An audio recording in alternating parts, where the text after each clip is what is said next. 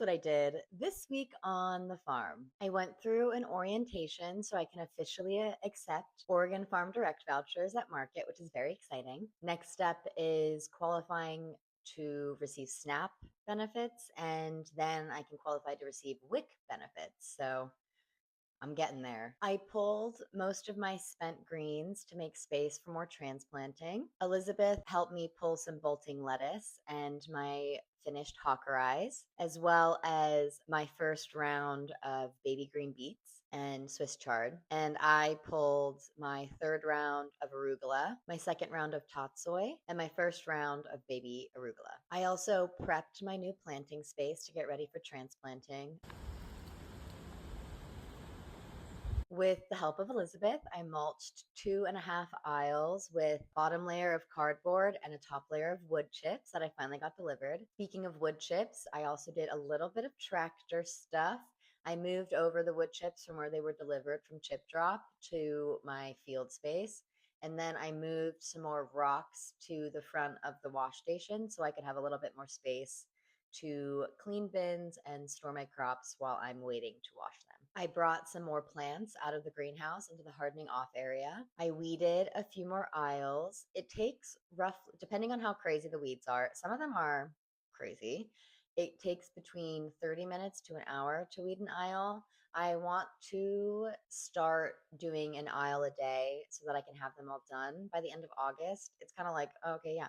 But then they'll be ready for next season. That's kind of more what I'm aiming for. And then I'll just need to top them off with more wood chips next season. I potted up my Artemisia, which is Sweet Annie.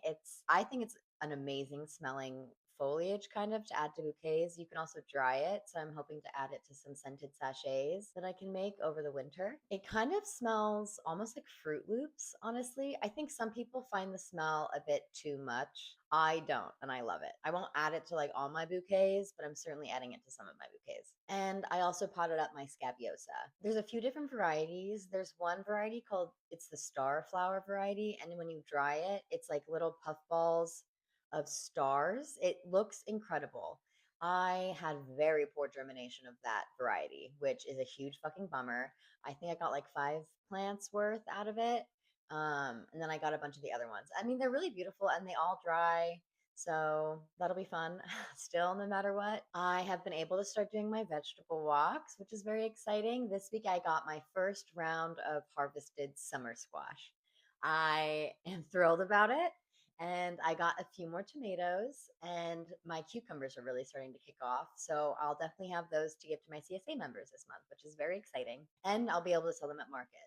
Speaking of market and CSA members, I harvested for my Canby market on Saturday and my CSA pickup on Thursday. My CSA week 7 box included sage, arugula, hakurei, and kale. And the recipe this week was an arugula and pea pasta inspired by Claire Parker from Good Noticings.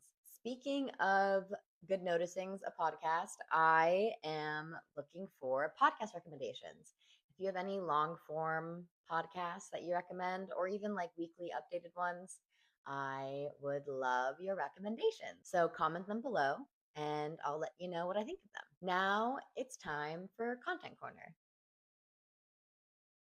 This week, I started watching the show Furious on Hulu. It is so good. When I'm watching it, I feel the way I wanted to feel when I was watching Promising Young Woman. Emmy Rossum is incredible in it. Rob Delaney's in it for a little bit. It's a really, really, really good show. It's pretty fucked up.